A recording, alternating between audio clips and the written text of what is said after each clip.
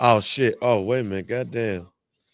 Um, Sexy Red that made the King family mad. The King family, as in Martin Luther King. Yeah. Come on, man. I don't know.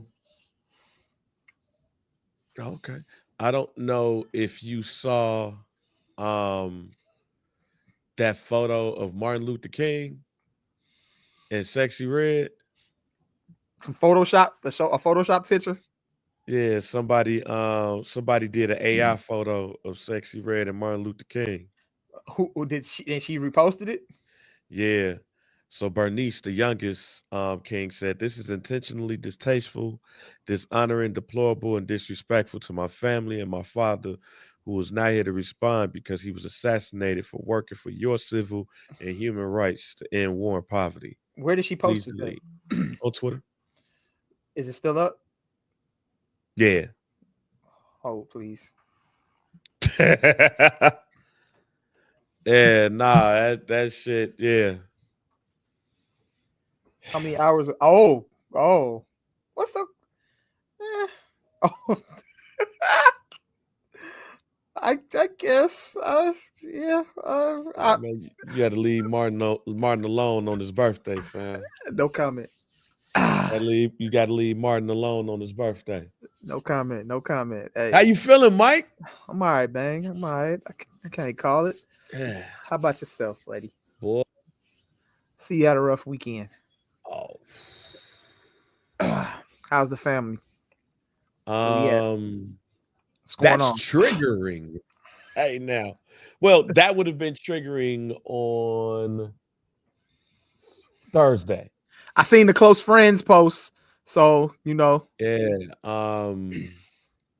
So, um, on Thursday, I let me paint the picture.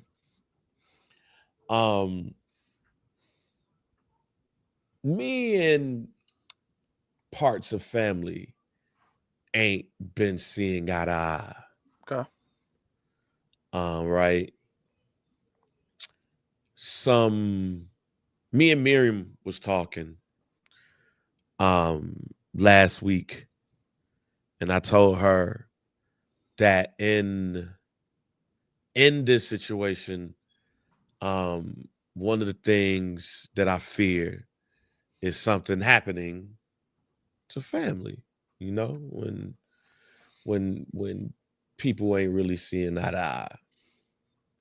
Yeah. It was some stuff that irritated the shit out of me on Thursday, and venting and all of that shit. And then my little sister called me upset. Um, and when she called me upset about a certain situation. And she just so happens to say that my father passed out and he being rushed to the hospital. And I'm like, wait a minute, you buried the lead. What the what the hell going on? Yeah. Um, she's like, yo, they rushed them, boom, boom, boom. So I called my brother, my youngest older brother. I mean, my yeah, my oldest younger brother. And he had told me that my father, he went to the shower. My father was sitting on the bed. And when he got out the shower, my father was unresponsive. Okay. And like my father, just like us Davis men, we sleep like something wrong. Like um this wasn't the case. He said he slapped my father a couple of times and that he picked him up and he was limp. Okay. So he called the ambulance and he was unresponsive. On the way to the hospital, we got the kids ready, went to the hospital. Mm-hmm. I think we met the hospital there. I mean the ambulance there at the hospital. Mm-hmm. Um I haven't seen my mom since November 16th. Not really talked either. Seen my father once. Um, got in. Um, we ain't worried about all the other stuff. We we get to all of that. Just let me know what's going on. Yeah. Um, then my father, they brought my father into the triage room we was in, and man, um, I wasn't ready for what I had saw Mm-hmm. because he was just there. Um, he hears my voice, and my mom says, "Lee's here." And he turns around, and like my mom had a stroke in 2008, so I see certain signs. And he turns around, and this is the first time I guess he's come to, and his eyes just get big. I'm like, oh, I know, I've been there, I've seen this before. And he's straining, he can't say nothing, but he trying. Mm-hmm.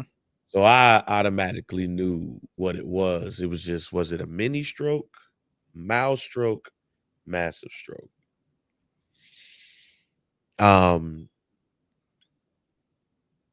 I held it together as long as I could. I had to walk out Mm-hmm. with the overhead. Um, nah. Um, Long story short, my pops had a mini stroke. Okay. Not a mild, not a massive, but a mini stroke is basically that'll let you know keep fucking around. Now take care of yourself. One of them other two coming. Um, like I debated whether to talk about this on the pod, partly because of you, like your situation, and then it's kind of like personal. Yeah. Um, when it comes to like us not necessarily talking a lot since November. Um, but man, but I was like, it ain't our pod unless Mm-hmm. Yeah, yeah, yeah, of course. it ain't us. If we just, and I know people that know me seen that. Um,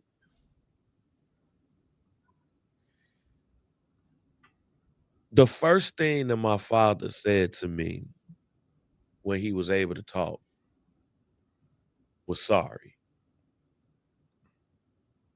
Now that made me break. Mm-hmm. I broke there. Yeah. Now, not going into detail of everything that happened, but I will go into some therapy details. And hence why I would damn to tell, and partly why I'm willing to to have this conversation. Because if I didn't realize that therapy wasn't helping me before this moment, I was like, yo, it is. Um, I sometimes get jealous of seeing like parents give people affirmations. Mm-hmm. Like, love my mother and father to death. Let me first say this. I love them to death. But we wasn't the good job, keep up the good work family. Like we wasn't like everything gonna be straight. Like I would fail a class and be like, what the fuck you fail? Like, nigga, it's been a lot of shit going on. Like, Mm-hmm. it wasn't like, yo, it was never a situation to where it was like, yo, the congratulations came when the shit happened. But it wasn't like a, hey man, just hang in there. Um, and I learned through my sessions, and you know this, and you've told me this too. I don't take in congratulations and things well. Like I suck at it. Mm-hmm. And that's partly why. Cause I'm not used to getting that. Not used. I've never been used to those affirmations. So that was part of the conversation that me and Miriam had Yeah. before all of this happened.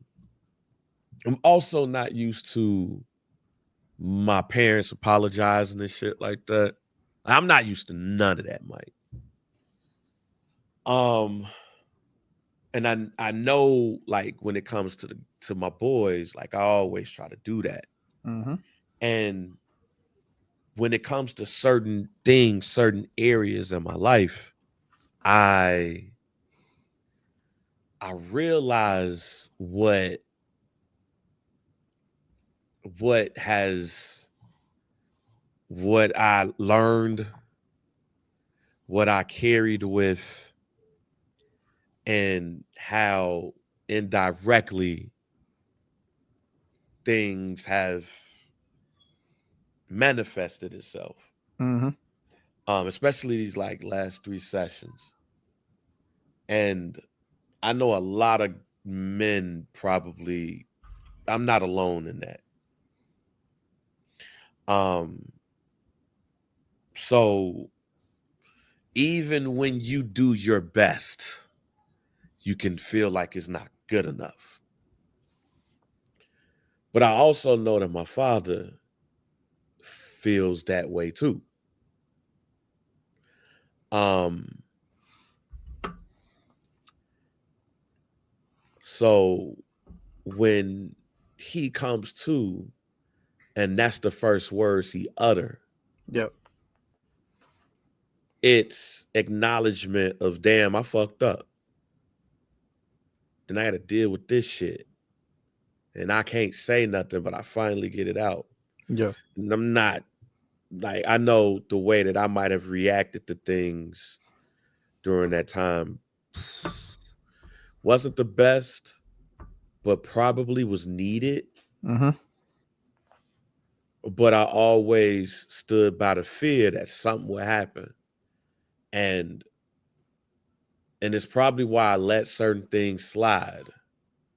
Cause I wouldn't want that. Mm-hmm. Um, but I was sitting there looking at him, and then also like it's being the oldest, as you would know, Mm-hmm. the weight that carries. And I know I'm strong in a lot of areas. I realized at that moment I ain't strong enough for that yet. And that's okay. And that's okay. That just goes to show you that you human, bro. You Yeah, know, as much as you try to be Superman and be resilient, you know, it's okay, bro. Like yeah. that just goes to show you that, you know what I'm saying, you are human, and that's perfectly okay, bro. And that's perfectly okay. And it's not just because of that. Right. I I try to find humor in everything Yeah. because it helps me. Yep. And boy, I found human in the dysfunction of my family. Yeah. My brother and my sister wanted to whoop my younger brother's ass. My mom walked off and was talking to somebody else, another patient in the triage. Yeah. I'm calling my father's siblings and shit to get to talk to him. And I'm trying to hold this shit together. Everybody, like all of them, like, so how you doing? I'm like, I ain't really about that right now. But I'm just looking at all of this shit. I'm like, yo, I'm not ready to deal with this shit too, because I kind of feel alone right now. Like, how you gonna help me? How you supposed to help me in everything? And being that I'm much older than my siblings, I was just like, oh, I'm not ready to be dad. Now, my father is out the hospital. He got out Saturday night. And he popped up here yesterday, him and my little brother. And like unannounced. I'm like, man, why you ain't called me before you was on the way? And second of all, why are you out? It's cold outside. You just got out the hospital on Saturday. Hey, fam, what the fuck are we doing here? And he got the limp still. He got the little limp on his left side. And basically, he apologizes in his own way. And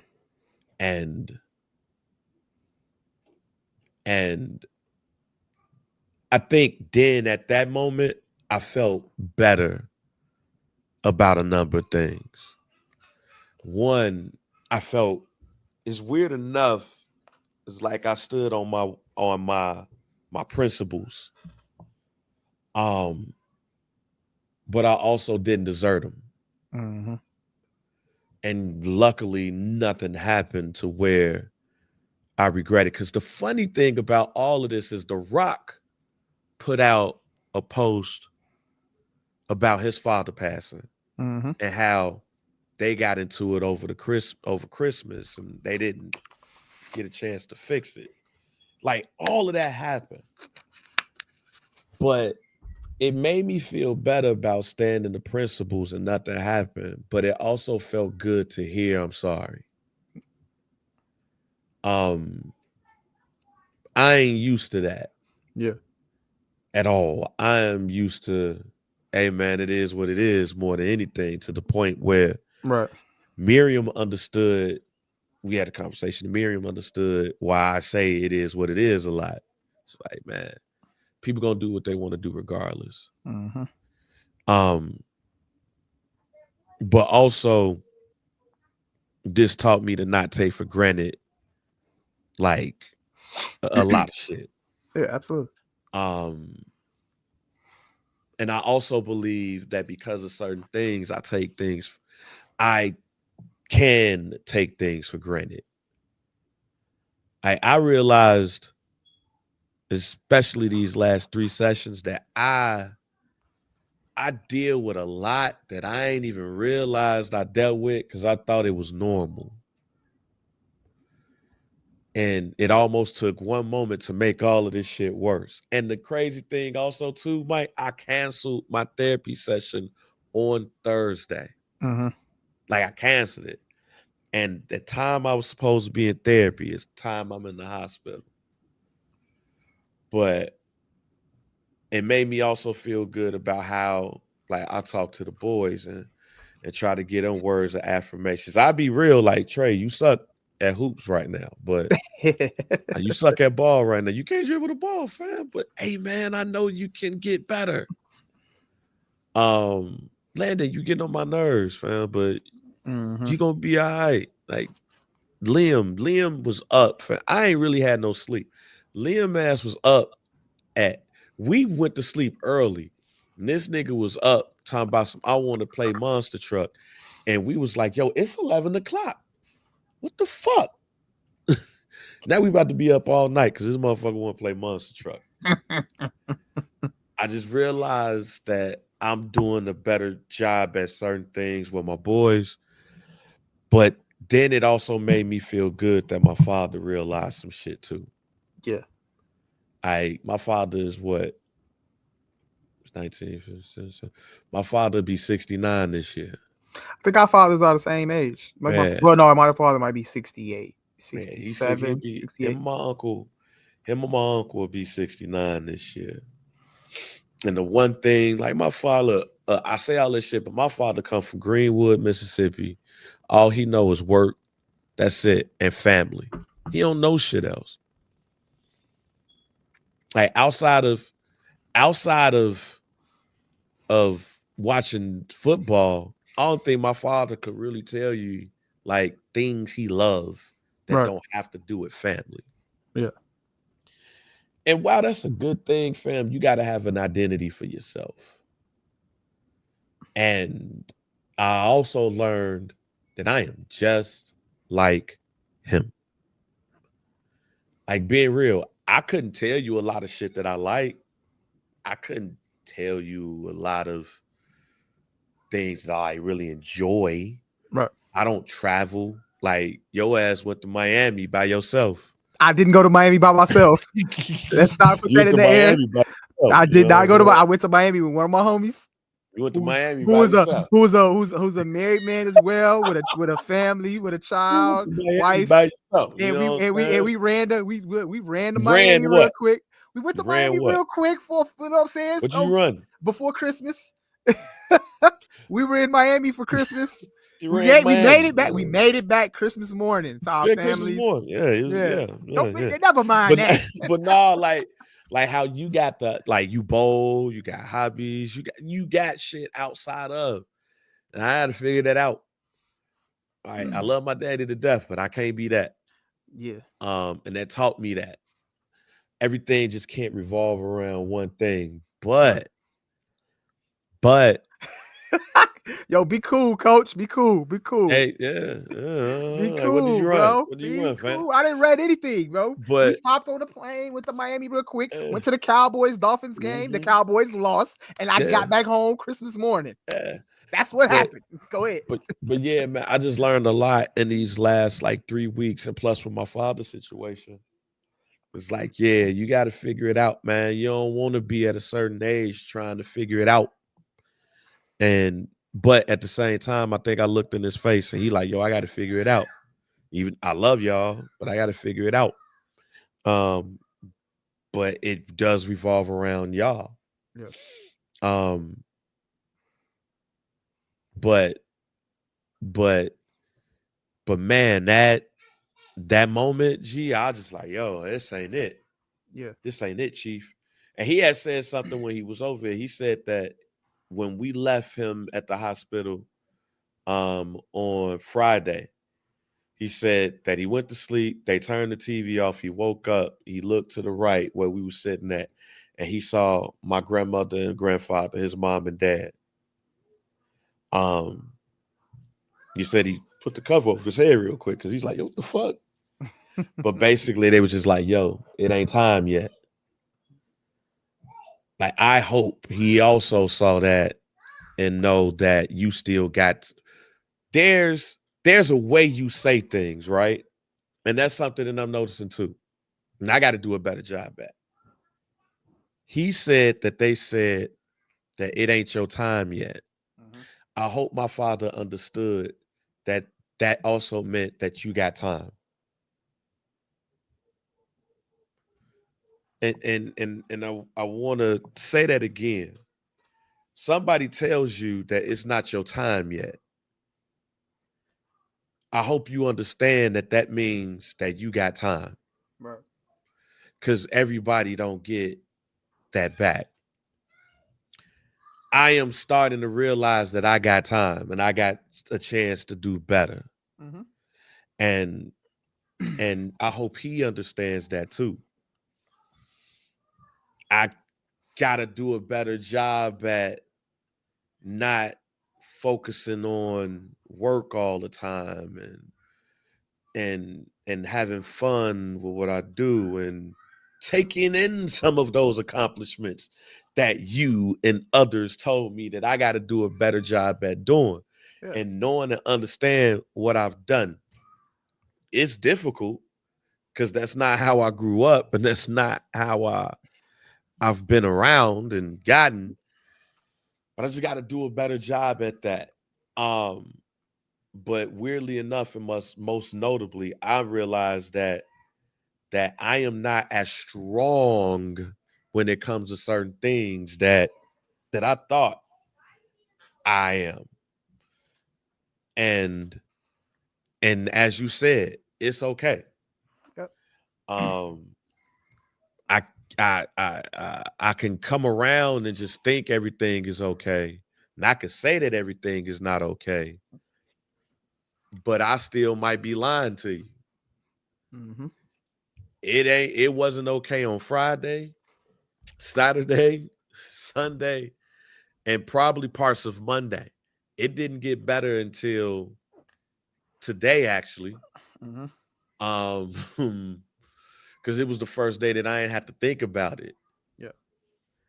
But I promise myself, I promise all of the homies that I have to do a better job at celebrating life and enjoying things. Yeah. Because even with me saying all what I said, you want to know when I knew my father was gonna be okay, Mike? Yeah. Now, mind you, again, Pops has a mini stroke. He's unresponsive. We still trying to figure it out. I call siblings. I called my cousin Jennifer. And you want to know what he told my cousin Jennifer? And we beat the Packers ass. Yeah, we beat the Packers ass, didn't we? He was enough to say fuck them Packers. Yeah. That's his enjoyment. Like when he said that shit, I was like, yo, he's straight. Yeah, he He gonna good. be all right. And he was, and Yeah. he is. And I appreciate um I'm thankful, I'm appreciative of all of that. But it taught me a lesson that that is okay to not be okay. It's okay to break down. It's okay to be nervous. It's okay to be worried. It's okay to not have all the answers. Cause I ain't got none of them bitches. Mm-hmm. Um, but we figured out now all of the other shit family wise, we figured that shit out. Cause we good. Yeah. But there's some other shit that gotta be. Absolutely.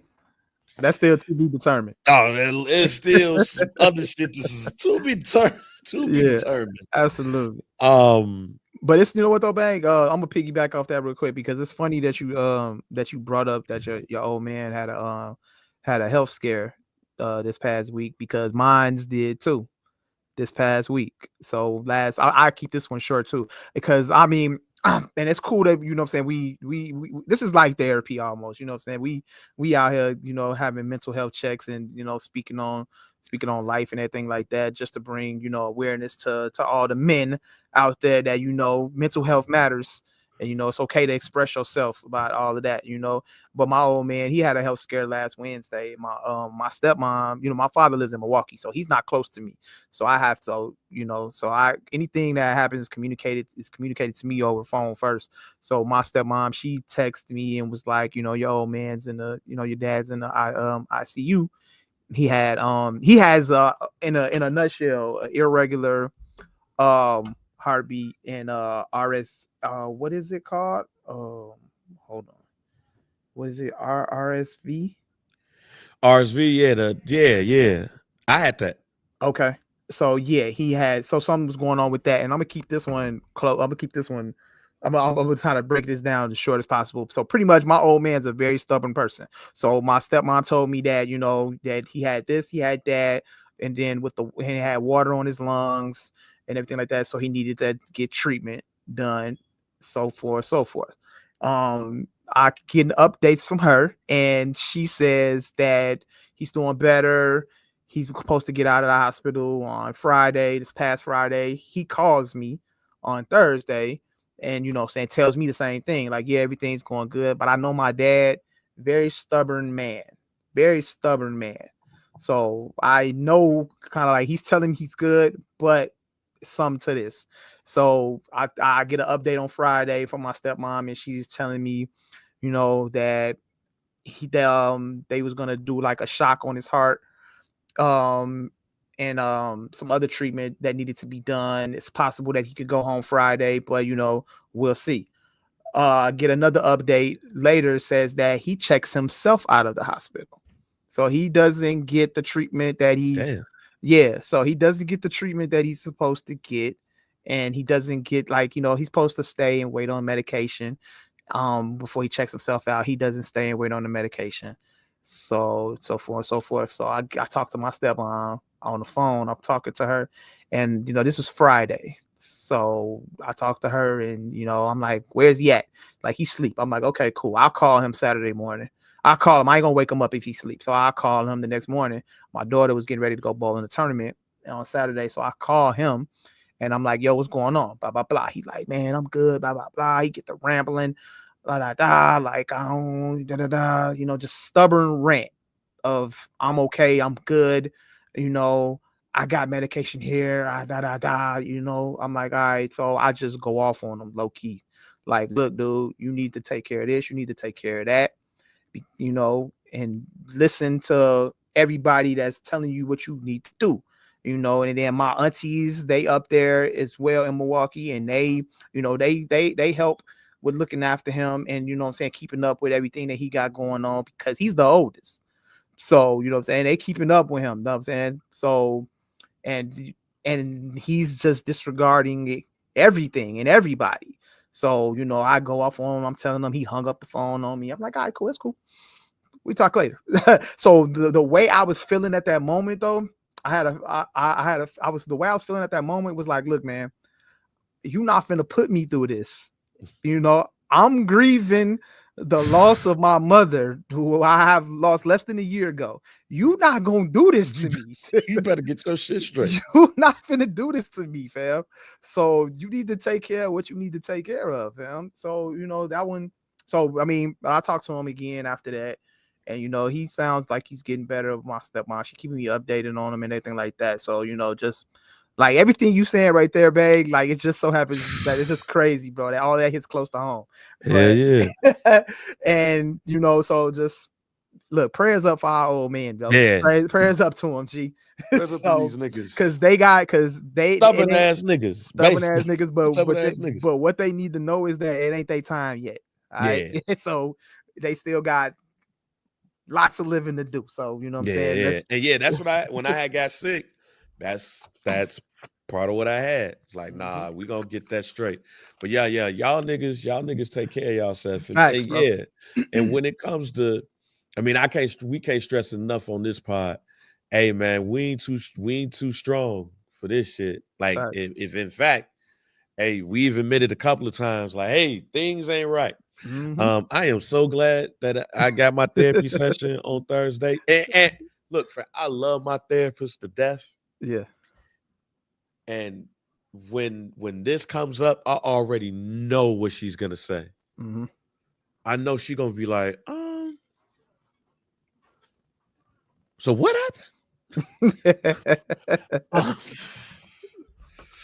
Is that why you cancel? Like, no, actually, I ain't canceled for that reason. But I probably would have to leave if I know she gonna be like, "Ah, yeah, we let's get to it. Let's get to it." Shouts out to Rhonda. She's a godson. All right, so yeah, that's that mental health check for the day, fellas. Check on your family. Hey, check on your pops too, if he in your life. If you don't know that nigga, I totally understand. Yeah. Just because totally understand. But check on your pops, check on your peoples too. Mm-hmm. Speaking of check on your peoples, Mike, if I could play Celebration, I'll play it. Mike, I am so. What we clapping for, babe? What happened? Who we clapping for? Hey man, when they announced that Ben Johnson is new head coach of Chicago Bears, nothing against Mike McCarthy. Nothing against Mike McCarthy. But I've heard you enough on this podcast say fuck Mike McCarthy. Look, bro, so it's embedded in my mind. Like, I don't want that nigga. I think y'all got the right guy. Man, I got the right guy. Chicago Bears hired Ben Johnson, former offensive coordinator of the Detroit Lions, as their new head coach, 19th head coach in team history. Ew. Man, Mike. Hottest name on the coaching market.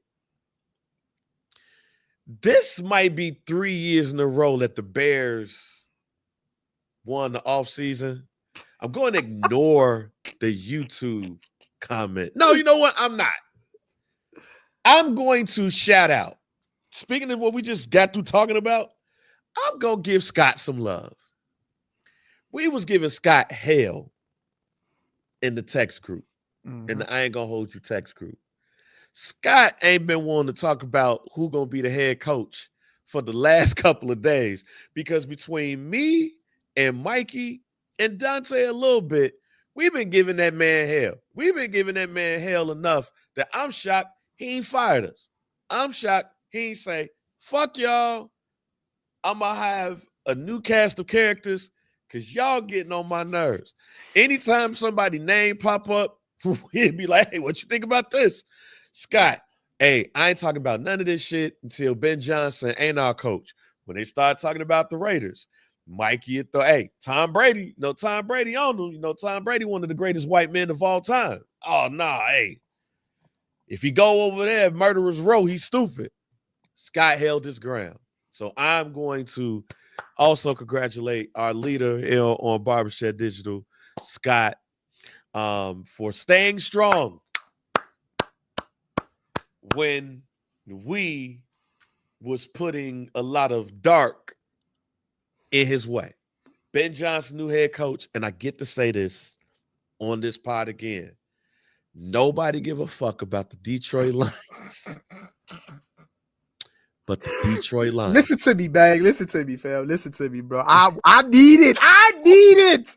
The Detroit Lions to get to the Super Bowl, bro, so I could relive that clip, okay?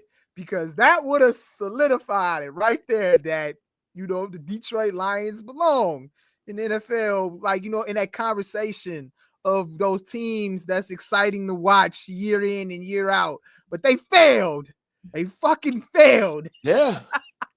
I had no dog in the fight, you know what I'm saying? But at that time, when we ran that clip, when that clip went viral, it was the Detroit Lions was on a rise. They were moving on up, but shit happens. Shit fucking happens. Here's how this could have been double bad for me, Mike. For those who don't know, I lived in the DMV area for about 5 years. I moved to Silver Spring, Maryland. Yeah. In 2017. No, 2016, excuse me. I've had to hear Commanders, Redskins, Commanders, Redskins, Commanders. I've had to hear all that shit. Bears was good. The double doink day. I still remember what happened before the double doink. I was living in a high rise. I went and paid a dude $25 for his recliner because he was moving. He gave him the 25. I went to go get the recliner. I sat in that motherfucking recliner. I'm like, yo, it's lit. We about to beat Philadelphia. The double doink happened. The dude knocked on my door after the double doink and was like, yo, you straight? You good? You straight? I was like, nah, fam. I was like, I ain't good. He's like, man, it's gonna be okay. But man, that's a fucked up way to lose. All of that happened while I was there. But in some of those cases, I was always able to say, my team is better than yours. I'm in a text group with a number of people out there at the station. And I was always able to say, your team ain't shit. We get the number 1 pick. They got the number 2 pick. We get Caleb. They get Jaden. And we supposed to have the best setup of a team ever for the number 1 pick. Their team that's worse than us. They team supposed to be Huff. My. The Commanders is supposed to be Huff. I'm supposed to be cheering, being in the text group. Ha ha, Rick Chill. Y'all ain't shit. Ha ha. I ain't been right with them since the Hail Mary. I ain't been right since the Hail Mary. And now they 1 game from the Super Bowl. They 1 game from the Super Bowl, but then you hear me say, don't nobody give a damn about the Detroit Lions, but the Detroit Lions. So the 2 teams that I don't want to see succeed outside of the Green Bay Packers, they're in the playoffs. Now, I'm thinking, oh, Detroit got this. Boy, was I wrong. What was we all wrong? We was all wrong. And I ain't gonna front, Mike. I would have rather Detroit win than the Commanders win. That's an easier pill to swallow. Yeah, because the Commanders win is a little more personal. Yeah, and closer to Detroit's home. the number one seed. So they expected to win. Detroit is expected to win. They got the better team.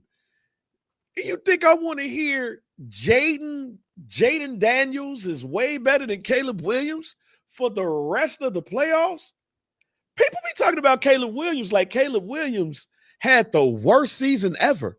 Yeah, I would love for that narrative to die. It will eventually. It's okay. I mean, anybody that knows better knows better. Okay, like obviously you got the you look at man. You can't really, man. Look here, man. Man, Chris Canty one comment away from me calling him big ass bitch. Like he is. I respect Chris Canty and his wife from the crib. So gotta respect that. But he's won Caleb Williams this away from me really being disrespectful to a man that's like 6'7", 300 pounds. And I probably shouldn't do that. But that's how mad Chris Canty gets me. Mm-hmm. What I don't like is the context that's given or not given. Again, people talk about Caleb Williams like he had the worst season ever. The man threw for 3,500 yards. Mm-hmm. I think 20 touchdowns. Not a lot of interceptions. Could his QBR been better? Yeah. They don't talk about the lack of coaching this dude had between Shane Waldron and Eberflus. They don't talk about none of that shit. It's, oh man, the fans, not even the fans of the Commanders, media is going to make me hate Jaden Daniels. Not the Commanders, not fans of the Commanders, not the text group, the media. The media is going to make me hate a man that I don't need to hate because I think that they both going to have great careers. And if you look at the 80s, the Bears and the Redskins, now Commanders, you go talk to an old Commander or Redskin or talk to an old Bear. They don't like them niggas. Mm-hmm. I personally talked to a couple that was like, we don't like them Bears, fam. We had games. Y'all gonna make me hate that man because y'all putting this man on the pedestal and y'all act like Caleb Williams threw for 2,000 yards, 10 touchdowns, and 20 interceptions. But in that game, it's like, I got to deal with. Oh, and also I'd be to bring up the sore spot, obviously. And then, his Hail Mary to win the game actually started the downslide. Yeah. I don't know if anybody ever brought that up to you, but yes, they could have bring that up to you and use that as ammunition as well. But I digress. Go ahead. My bad. Just wanted to make sure we touched off. Wanted to make sure we touched off. It's still a sore spot, Mike. Yeah. That the Bears was 4-2. Yeah. And we don't win a game until Green Bay. Bruh, I'm pissed. Still pissed. Angry that they would allow a goddamn Hail Mary to do what is done. I'm still pissed. I don't know if we ever seen a Hail Mary ruin a team's season. Bruh. Have we ever seen something like that before? Man. The Hail Mary ruins the opposing team's season. I ain't never seen it. But, again, bang. You got that DMV in your blood, bro. You know what I'm saying? Go Commanders. No. And here's the other part. Who do they go against? They going against the Eagles, who defeated us with the double doink. Damn. And when the Eagles lost. See, this is how my work and life is just combined with each other, and it pisses me off. It pisses me off. You got the Commanders. I lived out there. They got Jaden. He has a rookie of the year season, and they treat your quarterback like this motherfucker was Zach Wilson. You got them going up against Detroit, who you hate and have hated since the 90s. And you tell them last year nobody give a damn about the Detroit Lions but the Detroit Lions. And all of a sudden they win 15 games this season. So yo don't give a damn shit. They talking about that's New America's team. And then you got to go up against one of them got to go up against the Eagles, who you lose to with the double doink. And people you work with, shouts out to Weso, shouts out to my homie Justin, shouts out to my homie Blogs. They from Philly, they from the tri-state area. Yes, sir. So they sitting up there looking at you, ha ha, Detroit folks, ha ha, Commanders folks, ha ha, and you sitting up there. But we won today, Mike. You know how we won double against the Detroit Lions? Because we took their offensive coordinator, and their defensive coordinator might be going to the Jets. So let's see how good Dan Campbell is over there for real. Okay. When your offensive and defensive coordinator is going. Okay. I can't say that Jaden Daniels is going to have the same season that he had this year, next year. Go look at C.J. Stroud. They was all on C.J. Stroud's nuts all last year. Oh, man, best rookie quarterback season ever. He won the playoff game. Yada, yada, yada, yada. Oh, the Bears might have not should have taken a pass on C.J. Stroud. His offensive line might be huff, but he ain't had that same season. He tried the big bro, Caleb Williams. And looking at the stats, who had the better season, CJ? I think we're going to be okay with Ben Johnson. And they talking about possibly Dennis Allen being the defensive coordinator. Let's be real, man. I don't think Dennis Allen getting another head coaching job. I don't think he's going to get like 3 chances. Mm-hmm. Now, to Daryl's point, I hope that he is not Adam Gase Part 2. I do hope that. But I think there's been enough signs to say that's not going to be the case. And I do like the fact that he's in the division because he knows who he's going up against. He's not going like outside and no, he knows Minnesota. He knows Green Bay. He knows the Detroit Lions. And hey, he know the Bears. And here's the thing. And this is probably the best thing about the Ben Johnson thing. I think he wanted to be a Bear all along. I think Ben Johnson wanted to be a Bear this whole entire time. You mean the whole Ryan Poles era time? So there was a report. That said that Ben Johnson was interested in the Bears job last season. Okay. When the Commanders and hey, I ain't argue with you, Daryl. Just know you can chat all you want to. This ain't that pod. You go to wait till Friday if I ain't gonna hold you. Ben Johnson was courted by the Commanders. He was courted by the Carolina Panthers. There are reports that said that he was interested in the Bears position. There's also reports that Ryan Poles wanted to fire Eberflus last season. But the organization said, nah, we gonna keep him.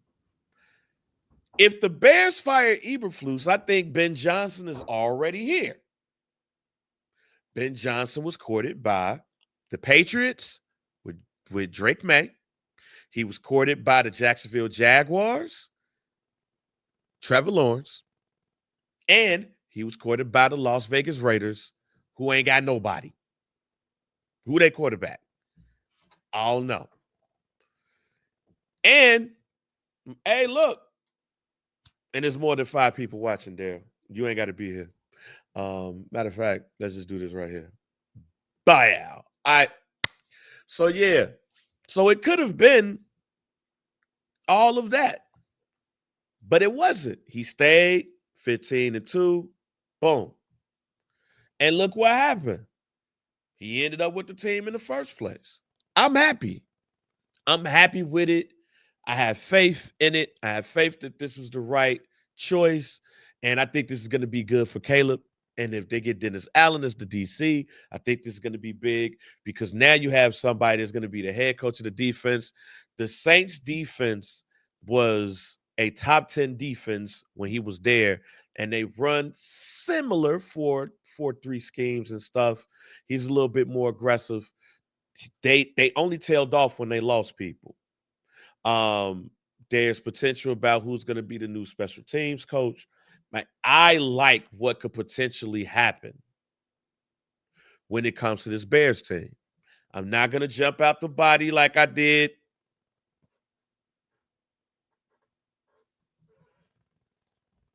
We had one hell of a preseason, man. When when we were making predictions, we flew off the handle a little bit, the both of us. So yeah, I like the way you keeping it a little below the belt, nothing too crazy, but you still see the positivity in it. So I like it. I'm cool with it too. I'm rocking with y'all. I'm happy for y'all.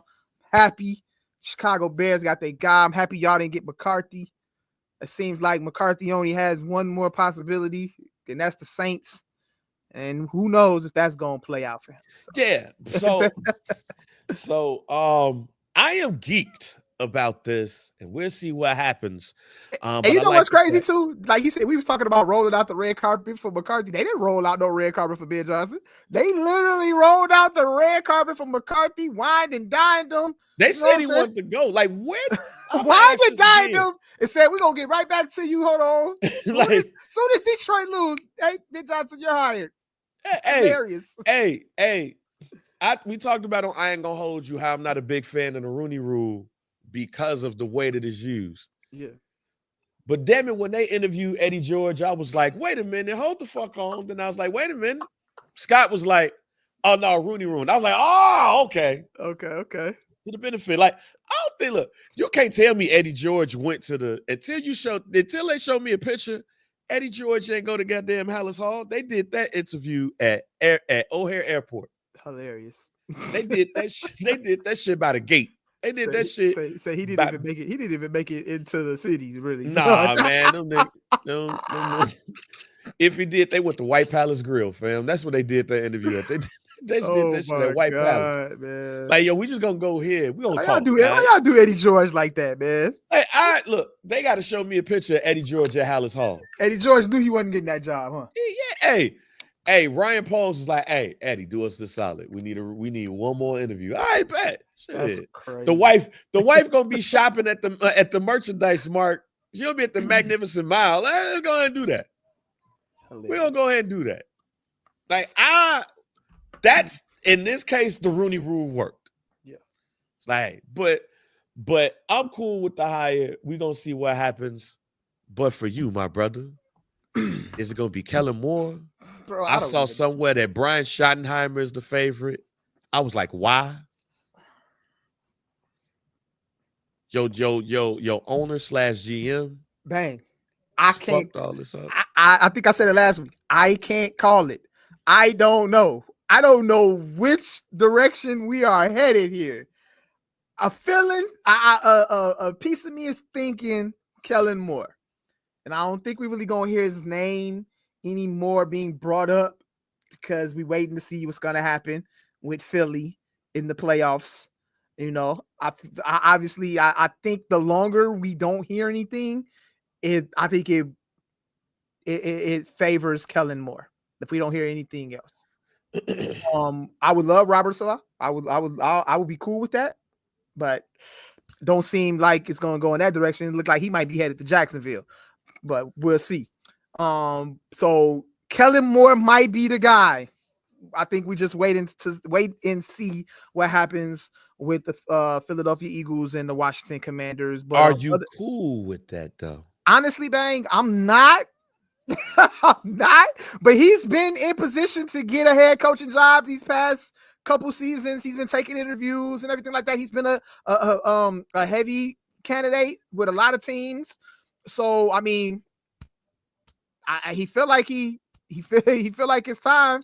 So hey, and he's familiar with the system. He's So hey, I'll be cool with it at this point, bang. I honestly don't even know. I don't think a head coach is gonna really like determine. You said that they need to break the team up.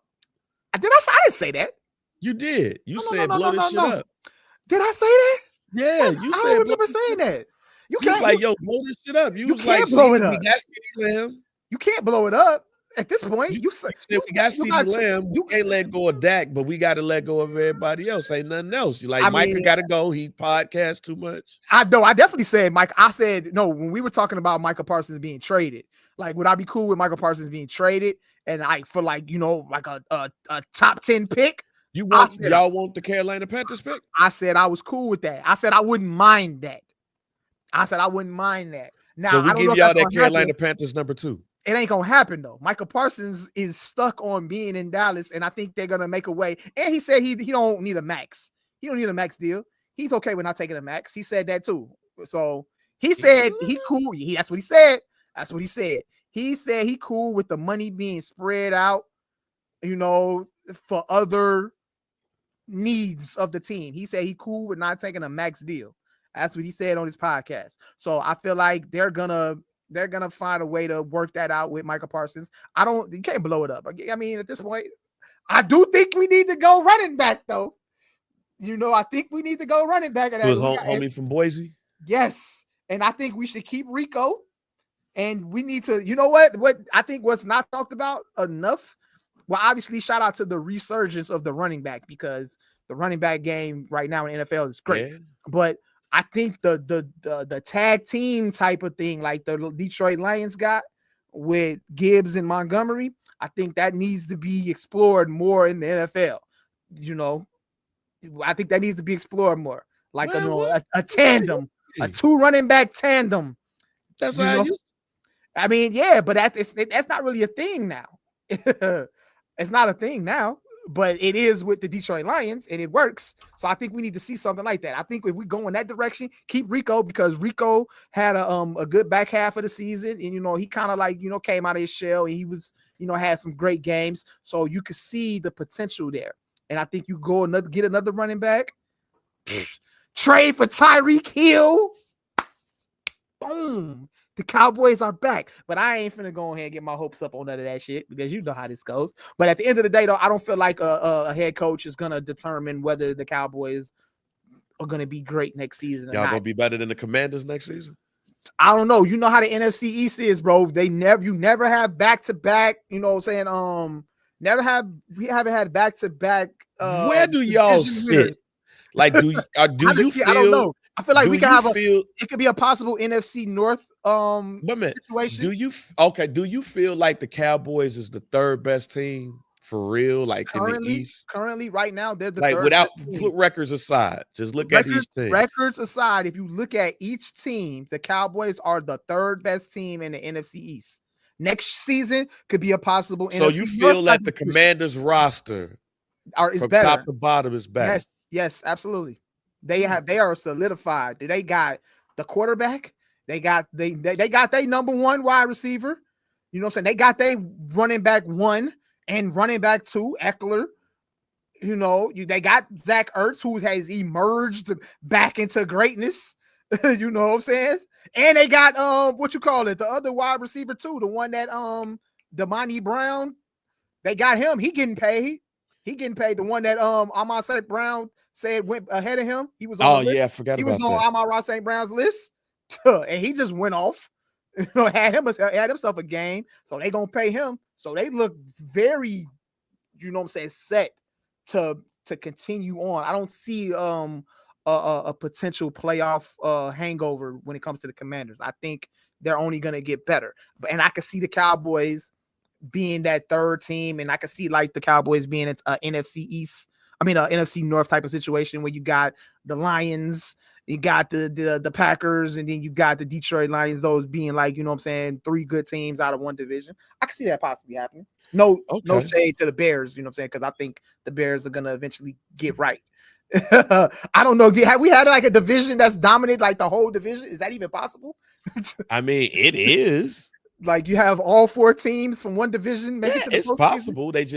I don't think it's happened since they did this realignment, but it is Okay. possible. Yeah. I mean, a number of people thought it was going to happen in the NFC North, but And the and I Bears. and I agree with this comment right here. Eddie's saying the Cowboys is not a desirable coaching job. And I think I said that as well. I agreed with Troy Aikman when he said that on Monday Night Football.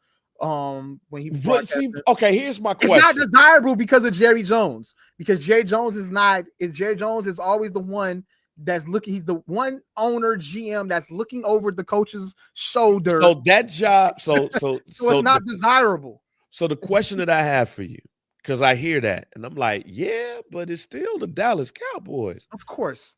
Like, you mean to tell me that Dak, at the very least, Dak, CeeDee Lamb, and Micah Parsons is not good enough to make that job desirable enough to be like, yo, fuck Jerry Jones, I'll deal with it. But they got three. It's to an extent. And you got Diggs, who's coming off the injury, but you when you look at it like this, Bang, because look, you have those three players. We've already been to the postseason 2 years with those three players. So the talent is there, the wins are there. But it's like, what are we doing once we get past the postseason? Do we have enough key pieces on the team to make that next step? And that's where the GM comes into place. And the GM is Jerry Jones. Jerry Jones ain't giving full, you know what I'm saying? Hey, here, dog, this is yours. You take care of this shit. So if we out here looking at that, you mean to tell? I'm just asking the question. You mean to tell me that Brian Schottenheimer is the best we could do? Dude. I'll just ask the questions. I don't know, man. Like Kellen Moore, I get. All right, Kellen Moore, I get. But I don't. I mean, we could talk about the Ben Johnson thing all day long. You got the little clown ass dude. I told you who I wanted. I wanted Belichick. That's who I wanted.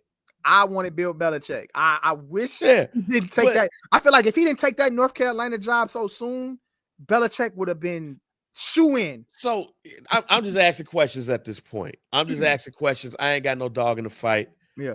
All I'm just saying is that, damn, you got a quarterback that's damn paid. You got CeeDee Lamb, wide receiver that's paid, and you got Micah Parsons.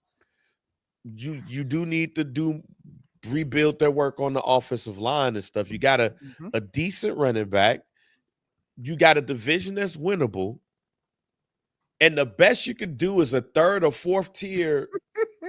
That's what I'm saying. Like, what does that tell you? What does that tell you? When I hear lining up out the door to get that job. When I hear the Deion Sanders thing, honestly, if I'm Deion Sanders, only reason why we got this conversation because Jerry, you my mans and you pay me a lot of money, but I'd rather stay my ass in the Big 12.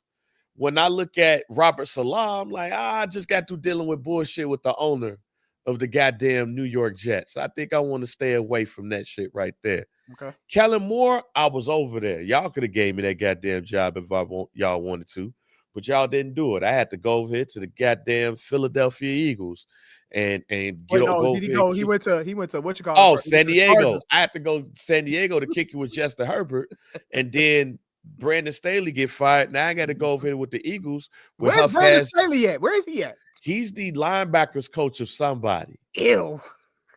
But I got to go over here with the goddamn Eagles and shit with Justin. Was not Justin. What's my man name? Jalen Hurts. Who? If you let Scott tell it, he huff. He's tough. Look,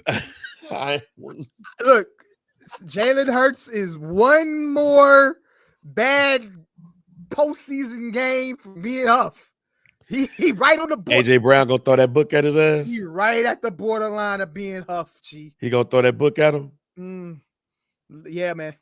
Yeah. I'm just saying, like, Kellen Moore and Brian Schottenheimer are your leading candidates. Hey, look, if it's anybody, I'm picking Kellen Moore only because hey, he's familiar. Kellen Moore would almost be equivalent to Jason Garrett. It's just like one of those guys. Like I was cool with Jason Garrett. I liked Jason Garrett. It just wasn't enough done to get us over the hump. But hey, I'm saying all this shit, and we just hired Ben Johnson, and Ben Johnson could be Adam Gase for all we know. Mm-hmm. I doubt it, but he can be. But how am I supposed to, as a fan base, supposed to get excited Kellen Moore being the coach? I'm not excited. That's what I'm saying. Whoever they hire, I'm not going to be excited unless his name is Bill Belichick. So I have no expectations on who should be the head coach or who do I think should be the head coach. I honestly have no clue which direction they should go as far as a head coach, unless his name is Bill Belichick. If it ain't Bill Belichick, I ain't interested. I wasn't even interested in Deion Sanders. I'm glad that talk got put to bed. I hope the talks of him coming to the NFL gets put to bed. But again, I'm not interested in anybody as a head coach of the Dallas Cowboys unless their name is Bill Belichick. Anybody else is just I'm cool with it. I don't have anything else because when they hired Mike McCarthy, I was like, yeah, I'm with this. I'm cool with it. And I was let down. So I'm not putting my expectations was up. it 3-12 win season? Yeah, bro. But again, how you get let down? Enough wasn't done. We didn't make it to an NFC Championship game. That's why. That's where we need to be. We haven't been to an NFC Championship game since 1995. Is that the statistic? Is that what it is? Since the last time we won a Super Bowl is the last time the Dallas Cowboys have been to an NFC Championship game. That's why. So it's a letdown if we don't get to the NFC Championship game. And the NFC Championship game is the ceiling right now for the Dallas Cowboys. Yes, the ceiling is the roof, according to Michael Jordan. I just don't know. Like, we sitting over here as Bears fans excited about Ben Johnson being our next head coach. Yeah. And Jerry Jones is gonna try to get y'all excited about Kellen Moore. It is, and then when he or signs, Brian Schottenheimer. When he signs, I'm cool. I'm gonna be like, hey, congratulations. Well, let's see what you can do, buddy. Damn. Let's see what you can do, buddy. I don't know what to say, Mike.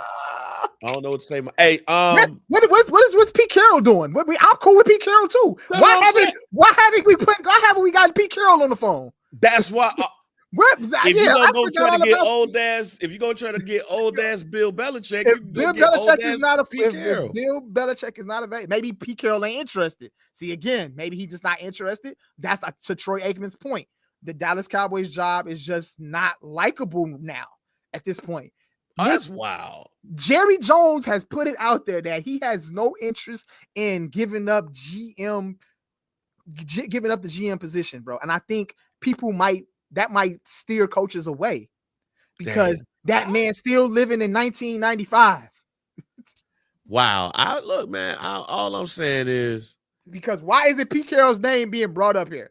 He was in line, said he was interested in the Bears job. Why ain't he interested in the Cowboys job? Why haven't we heard a report come out that says Pete Carroll is interested in the Dallas Cowboys job? Is there a name that if they're hired, you like, fuck this shit, I'm out? Out of all the names that you saw, no. Who is the one that they just, you better not? Who's the one name you do not want to hear? What coaches are out there that's like bad? Like who's unemployed right now? Who's unemployed? Let me look at the Dallas Cowboys candidates. Who is unemployed? Look, if they would have hired Josh McDaniels, then I'd have been like, fuck this shit, I'm out. But he went back to New England. Dude, that's wild. Like that nigga, he went back to New England. So he's under he's a defensive coordinator over there. So that's good for him. But he sucked in Vegas and he was terrible. So if they would have hired Josh McDaniels or his name would have been popping up as eligible coaches, then yeah, fuck this shit. I'm out of here. But there's nobody else, bang. Well, Brian Schottenheimer is the betting favorite when to get the job. Brian Schottenheimer, the son of coaching legend Marty Schottenheimer. He is, I think he's the offensive coordinator. Well, no, he's on the staff. Yeah, he's the offensive coordinator for the Cowboys right now. Yeah, but he's technically not even the offensive coordinator because Mike McCarthy called the plays. Mike McCarthy was the real offensive coordinator, but whatever. If he wanted, but see, we want to know what's crazy to me is that now y'all want to promote within when you could have just promoted Dan Quinn. Hey Eddie, Eddie, I am watching Landman right now. Hey Eddie, while we doing the pod, I got Landman currently on the TV as we pod. And Landman is a wild show.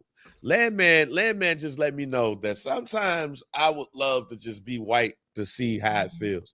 Because there's a lot of white people shit that's happening in this goddamn show. Like a lot of rich Fort Worth, Texas white people shit that's going on in this show. Yeah. Like this is wild. Hey, before we get out of here, last topic, Drake and Kendrick Lamar. The Drake lawsuit, we talked about it. I don't think we got to spend too long on this, but I know that you had some very thoughtful comments when all this came out. Now it's a defamation lawsuit. It's not a petition. It's a defamation lawsuit right now. Now, when you add that like lyrics of Kendrick Lamar's music. Oh, that came out. That came out after the pod. We didn't talk about this last week. No. Okay, this now a defamation lawsuit. Yeah. We talked about the petition. Okay, yeah. Now it's a lawsuit. I'm not gonna ask you the easy question. I'm gonna ask you the difficult question. Do you see a world where people don't give a fuck about Drake no more? Yes. He's the highest streaming artist in the world still, Mike. Bang. I said this last week on the pod. I said he's making it very hard for you to actually like him, even as a person, as an artist. As an artist, he's likable because you rock with his music. But the more that this shit progresses, the more the antics, all this shit is just making you not like him overall. Did you see what I shared in the group yesterday? Yeah. About what the alleged banning of the merchandise that you can't wear at his Australian show? The show with the dead. You can't wait no J. Cole or Kendrick Lamar shit. Look here, man. What are we doing now, bang? What are we doing where you have to so this is why I said that I wish that he would have just kind of just fell back from all of this after the beef was over. Just hold the L. After you put out the Heart Part 6, you could have fell back after that. You didn't have to do anything else. You could have just went off into the sunset, hold the L, and then come back whenever it is you're ready to come back and do music, bro. But no, you doing all of this extra shit. So what you're saying is when this comes out, a report comes out allegedly that you don't want people to wear these certain things, you're expecting that to happen. Why do you expect people to show up to your show wearing these type of things? Because let's lay for because they're gonna troll you, correct? Niggas be wearing AEW shit at Raw and vice versa. Nah, bang. Drake is Drake though. Drake supposed to be the guy. Drake that guy. So if we know that, so why if you doing a show in Australia, just so happens the same day as the Super Bowl, why do you think people are gonna show up wearing these type of things? Because you are putting on a show. You are actually out here keep on trolling this man, filing lawsuits. You know what the people on the internet is saying about you, but you still want to go along with the show anyway. But now you want to tell people what they can and can't wear. Like you expect them to wear that shit at the show? Like, bro, you're accepting the fact that you took an L though. So that's accepting the fact you took an L, but you can't accept the fact you took an L and you filing a lawsuit against them, but you know that people gonna show up to your show and troll you. Then why are you having a show in the first place? Why are you doing this? Why are you actually having a tour in Australia at the same time, the start date, the same time as the day Kendrick Lamar was performing at the Super Bowl? Why are you doing this? Why? So we can come out, so reports can come out that, oh yeah, they can't wear this and that, so we can just continue to keep talking about you. Because that's what's going on. The jokes are flying about you right now on the internet. And that's the same thing with this defamation suit. Dude, the jokes are flying at you. You suing the label because this man said some things about you. Allegedly. So this shit is getting more corny and cornier, bro, as it goes by. So to answer your question, Bang, yes. There might come a time in this world where Drake is not that likable guy anymore. It's gonna get up to here to a point where we're like, all right, bro, that's enough. That's it, bro. There's no more defending. We can't defend you anymore. As much as we want to defend you, you just keep showing how corny of a person you are. Even if you do put out good music. That's the problem, bro. He could have just fell back, took the L, went off into the sunset. We could have been missing him, bro. We could have been like, yo, bro, we ready for Drake to come back out. We ready for Drake to come back, and then boom, he magically appears. But no, he won't go away. And he won't go away for the wrong reasons. Like, my only thing is that currently this man is the biggest streamed artist in the world. Absolutely. How the hell do you drop from that? Because he baited the boogeyman. Let me ask a different question. Do you think Drake fans really give a damn about what? About all this shit? Do you think they give a damn about the lawsuit? Do you think Drake fans really give a damn about this Kendrick battle shit? They probably all think that Kendrick was on bullshit with the pedophile shit. But then you have him with the domestic violence and the kid. They don't give a damn about the fact that Drake said that Kendrick be beating his wife and his kids ain't his. They just give a damn about Kendrick calling him a PDF. Dude, I'm a Drake fan. I don't even care that Kendrick Lamar is alleging that he's a pedophile. Not Like Us is just a fucking bop, bro. And it just so happens that he's calling you a pedophile on the record. That's how I look at it. I don't think Drake is a pedophile. And I'm a fan of Drake. If Drake was doing a concert and he was coming to Chicago, I would go. Even after Not Like Us. I'm not going to troll you, bro. I'm not going to troll you, fam, and wear PG Lane gear at the concert, fam. That's just me, though. So I'm a Drake fan. I don't care about none of that shit, dog. You know what I'm saying? I don't care. You said Kendrick Lamar allegedly beats on his wife. I don't care. Family Matters is still a good diss. It's a good diss record. It was a solid diss record, bro. You know what I'm saying?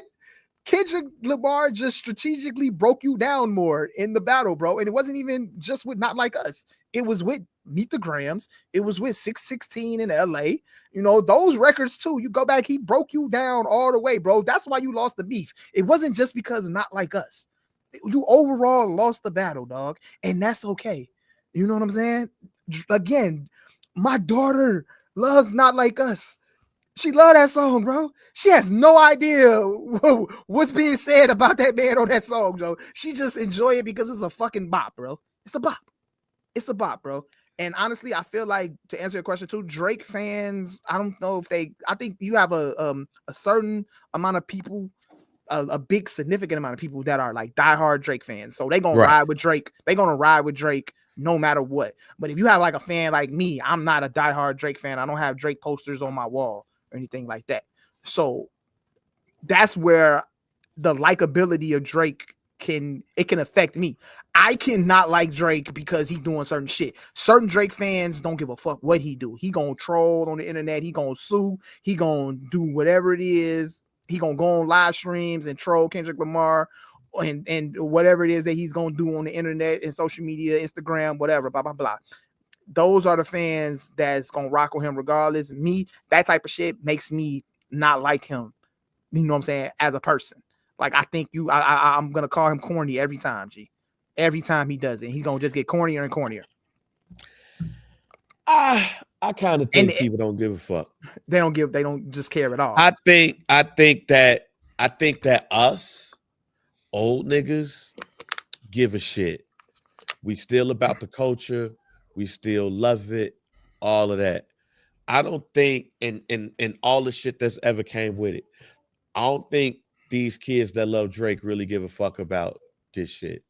The They just kids want the that, music. yeah, exactly. You're absolutely correct. Me too. I don't care about none of that shit. But I just want Drake to drop music. Now he might care and all of that, but the fact that he sued and all of this shit. Let me ask you a question. I don't even think they think that shit lame. Let me ask you a question, Bang. Do you think that Not Like Us hurt Drake's his whole his him as an artist, his marketability as an artist, of him allegedly being called a pedophile on a song? Do you think that affects Drake's? Do you think that affects Drake going, if he don't file a lawsuit and he's just going about his business and holds the L in a battle? Do you think Drake's have a hard time booking commercials or TV shows or movies or anything, any type of endorsements? Does that affect him because that Not Like Us exists?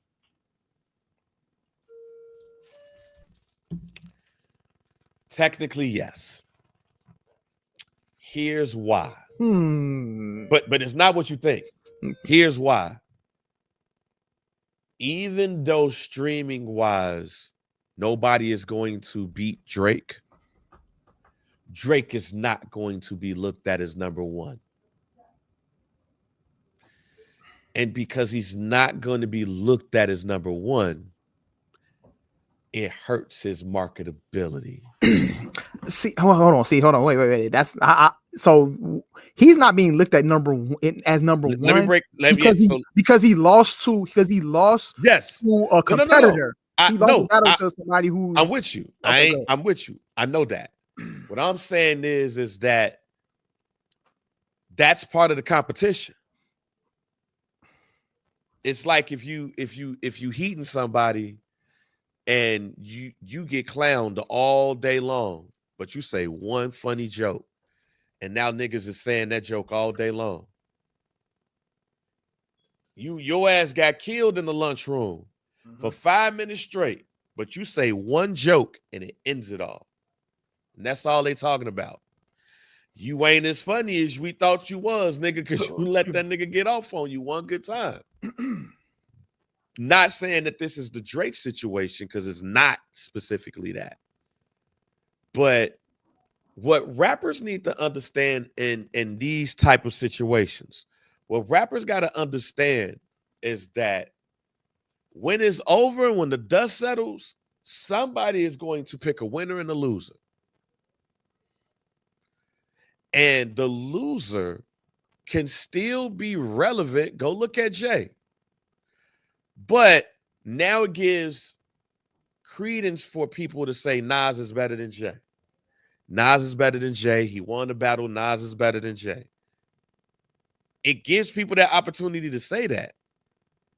I don't think Jay-Z really gave a fuck. Drake does. And that's why Drake ass is going to be in Australia.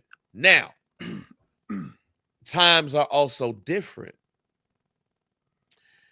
People are finicky listeners of music and marketers as well. So when you're hearing Not Like Us, the instrumental everywhere, that's you losing your marketability because it used to be you. Some of the things that Kendrick started getting used to be you. So you can still be the highest streamed artist, but some of the things that that song that you release just in time for the NBA playoffs, Kendrick got that spot. NFL playoffs, Kendrick got that spot. You said they said you turned down the Super Bowl 4 times. It don't matter no more because we got Kendrick that spot. Kendrick. So technically, yes, it loses the marketability. But also, Drake just got to just go ahead and eat it and go about his day and won't nobody worry about it. Where Drake is really losing that is he's deciding to go about it this way. I think for defamation, the label's going to be good. We ain't rap about you being a PDF. He did. Sue him. He has the right, his First Amendment right, to do music and do art the way that he does it. And if it's catchy, we gonna promote it. The end. He has no shot.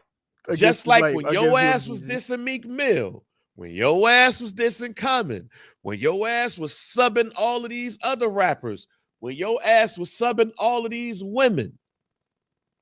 That was we pushed your shit. When UMG, that's on y'all. When UMG posted that statement and they said that he uses his art to engage in other battles, with other artists successfully at that, we don't say anything. That's what he does. That was the perfect quote, perfect statement, perfect quote to put in that statement, bro. So yes, he has no shot at winning that lawsuit. I think I don't see nowhere in the world he wins that. And to me, that's the end. We supported you when you did this, and your shit was catchy. They ain't say shit. We doing the same thing. What are we doing here? They got a right to make their art. You got a right to make yours. Shut up. Said, that's don't it. Sue us, sue him. Don't sue us, sue them. He called you that. But you also said that he beat his wife and his kid ain't his.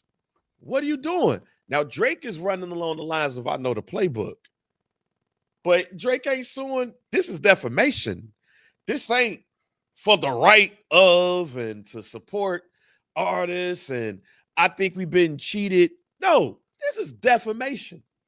And I think people got that confused. I think people got the lawsuit confused. So like, oh, no, Drake, he doing this for no. Drake out. Let me ask you Drake. Wait a minute. Let me just say this part. Drake is suing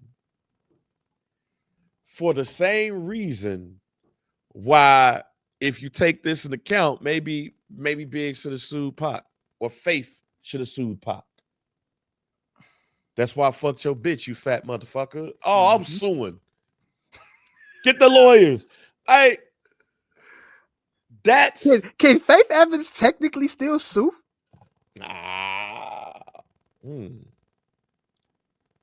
Precedent. Technically, can she technically still sue Interscope Records? Maybe she could sue Interscope Records. If you go and look the estate of Tupac Shakur. She could if Drake's suing, you got a point.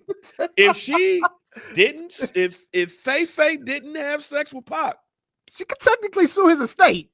Technically. But that's not Interscope Records. But that's frowned upon, and that's just not what we do. You just let people say whatever it is they want to freely say on records, and you keep it moving.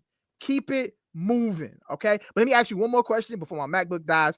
Do you think that this kind of plays into a point where, like, Drake can use this defamation, and then, like, somewhere along the lines, the courts, like, in the midst of the process of this lawsuit, they could say, hey, you know, Drake might have a point here. Kendrick Lamar, you have to halt any performances of Not Like Us, because you got the Grammys coming up, you got the Super Bowl coming up, you got him going on tour 2025, and that song still finna be ringing off. Can that play a part into this?